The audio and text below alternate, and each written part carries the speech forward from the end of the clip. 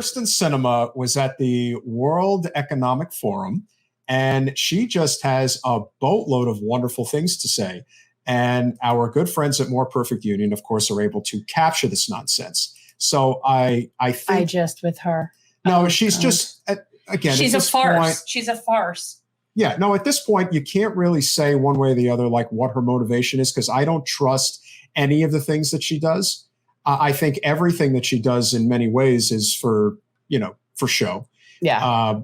She wants. The truth is, she just likes being the center of attention. Yes, absolutely. She's just totally about grandstanding, which is why I think even just the concept of, okay, so now that the Democrats have a majority in the Senate, I'm going to be the one to screw with that, and I'm going to run as an independent. Like, she just likes to be sort of in the public eye. But it's like going to Davos on the one hand, and then the next thing you know, she's dressed in this ridiculous outfit. Well, why would you not be if you're at Davos? If I were at Davos, I'd be wearing a ridiculous outfit too. I'd probably be wearing like a meat suit, like Lady Gaga at the Oscars. I'd walk around in like a meat dress. Remember, it was like 20 years ago when Bjork. With the swan? Except for that was not real.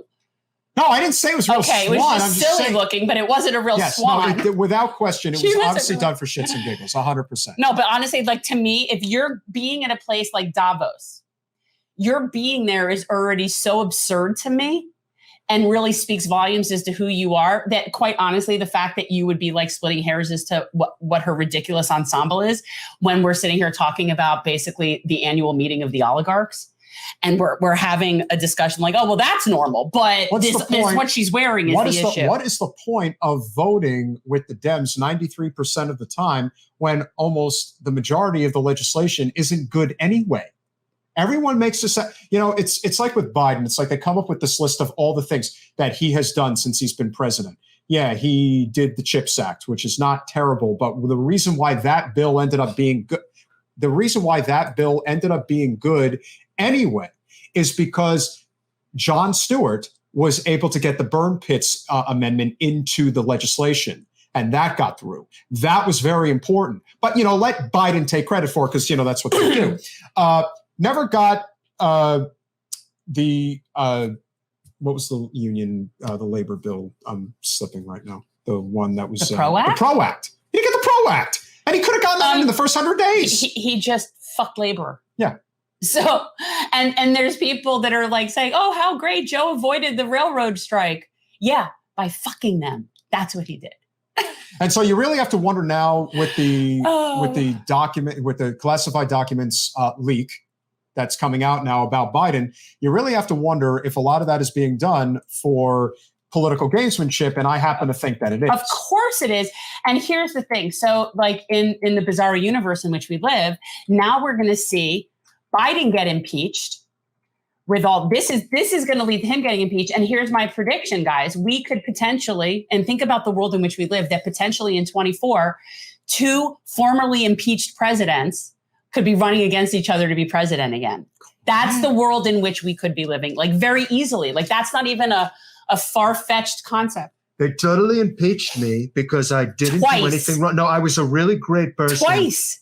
Sleepy Joe is in big trouble. Believe me when I tell you. And I'm only on here. I don't want to. No, you're a terrible person. The reason I'm on here is because I wanted to let everybody know I'm coming back, and I'm going to present a wonderful, incredible tweet. My first tweet back on Twitter. It's going to be really great. That's illegal. I could throw you in jail. Wait till I'm president again. You're in big trouble, lady. But listen, I haven't thought of what the tweet's going to be, so I'm open to ideas. If you have any, love to hear them.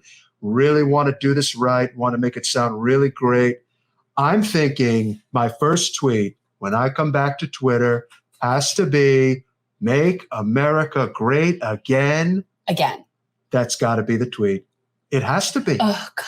Go away. That's the coalition we're building here. Oh, my God. And it's really great. What should my first tweet be, Jen? Tell the wonderful people what the first tweet should be. I'm back. I'm totally back. You can't just say back. You got to say, I'm back, bigly. You're bigly back. I'm totally back. I'm big. No, totally back. Believe me, I'm back for good. Look, they're going to impeach Joe, so you guys can can be comparing impeachment stories. I had really great conversations with Arnold, the man Schwarzenegger, and he always said, I'll be back. Well, I will be back, and back in a big way. So be prepared. It's going to be great. Just pay attention. You never know. It might happen in the middle of the night. It's like Santa giving you a Actually, big you know Christmas who would present. be a really good pick for you as a running mate this time, quite honestly? Oh, I'm listening. I think you should have somebody like Kyrsten Sinema. Think about that for a second. She's totally my type, so I think I might ask her. And That's a really great I know, idea. actually. But That here's would the be problem. But I have a really real interesting. But that could be very interesting because I have two ladies from She's Arizona. independent now, you know. I love independent women. I know. They're really great. That's what I'm saying. She's now independent. She's free. But the problem is that we'll have two women in Arizona fighting over me. Kari Lake and Kyrsten Sinema. Well, and maybe what we do is we make a primetime show about it and we have it be sort of like The With Apprentice. this rose, I present you the vice presidential nomination. No, you're going to have to compete for my love. That's what I'm saying. And I am a hard person to convince. Yeah, you'll put him in like a mud pit. Oh, no, that sounds really great. And I really can't decide who would win that fight. Although my money would probably be on Kari. She seems like a very vicious person. Kyrsten, a little soft, but she wears nice clothes. She's really elegant, really great. I can't decide. It's a hard decision, Jane. Yeah, exactly. How would you do it? I say, you know what? What about arm wrestling? Wrestling. I think I have a better idea. What? We need ranked choice voting. It's a great idea. You support ranked choice I voting? totally support ranked choice voting because I'll be number one. So people in Arizona, who would you rank lose. first as to those Nimrods? I don't know. I can't decide. Flip a coin. I'll make the decision that way. It'll be great. I know really that. Great. Yeah, I would probably write in like, I don't know, Yosemite Sam or something. I'm totally better than Yosemite Sam. I'm totally better than all of you. And believe me, we're coming back. We're making America great again. Again. I'll see you later. Goodbye. Thanks for watching. If you want to support our mission to transform politics into service, please like this video, subscribe, follow us on social media, and consider joining our Patreon, where you'll get early access to our interviews as well as other exclusive content. Links are in the description. Peace out.